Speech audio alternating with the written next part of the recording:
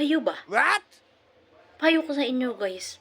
Huwag nyo naman na akong pansinin ng ganyan. Kung ano na nalang pinagsasabihin nyo. Hindi ko alam. Nung nag-upload ako ng video, meron palang nagsasabi sa akin. Sobra kong ganda. Huwag naman ganon. Kasi nakaka-heart naman yun. O, diba? Alam niyo pala kung gaano kaganda eh.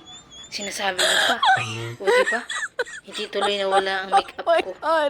Saka sasabi mo kasi na maganda ako. So, bakit kayo? Ayaw mo na, guys. Huwag niyo namang hayaan, guys, na sabihin niyo sa akin gano'n, guys. Kasi ako, guys, lalo ako nagagandahan sa sarili ko, eh. Kasi kayo, ipopost niyo pa talaga na gano'n. Alam ko na yun. Kaya huwag niyo na ako paalalahanin. Oh, di ba?